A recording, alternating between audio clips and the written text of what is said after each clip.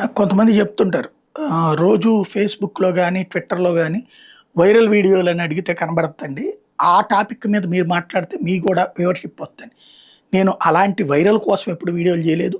నేను చేసిన video viral అయితే ఓకే గాని, వైరల్ అయ్యే వీడియోని గురించి నేను మాట్లాడాలనుకోవట్లేదు. ఇది నా పాలిసీ నచ్చొచ్చు, నచ్చకపోవచ్చు. నా విధానం ఇది.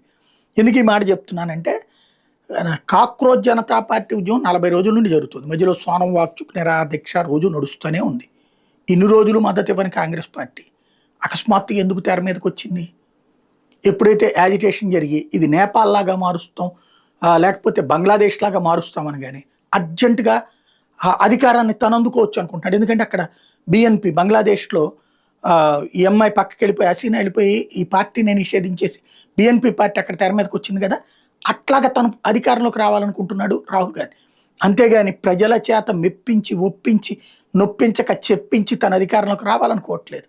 అందుకనే అర్జెంట్‌గా తెర ముందుకొచ్చేసాడు. మోడీ ఇంటి ముందు ధర్నా. ఒక డిఫరెంట్ ప్రొసీజర్ అయిపోయింది. ఆ తర్వాత అంటే చెవులో చెప్పారట ఆయనకి పోలీసులు, మీరు ఈ ప్రభుత్వాన్ని దించేయండి అని. ఏంటి వాళ్ళకి అవసరం అక్కడ పోలీసులకి? రోజు కూర్చుని పోలీసులనే చంపే తీవ్రవాదులు, పోలీసుల మీదనే దాడులు చేసే ఉగ్రవాదులకి ఉన్న హయాంని మళ్ళీ వాళ్ళు కావాలని కోరుకున్నారా? అలాగే నిరంతరం ఉద్యమాల పేరుతో లాఠీ చార్జీలు చేసి ఆ వాటర్ క్యానన్లతో తలకాయలు పగలగొట్టేటటువంటి విధానం వాళ్ళు కావాలని కోరుకున్నారా?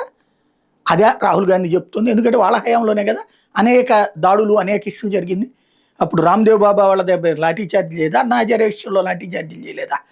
లేకపోతే వాటర్ క్యానన్లతో దాడులు చేయలేదా? అది మళ్ళీ వీళ్ళు కోరుకుంటున్నట్ట. ఇప్పుడు తన్నులు మీరు తినండి కానీ ప్రజల్ని దన్నద్దని చెప్పి ప్రభుత్వం చెప్పినందుకు ఈ ప్రభుత్వాన్ని దించేసి రావాలని కోరుకుంటున్నారేమో మరి రాహుల్ గాంధీని.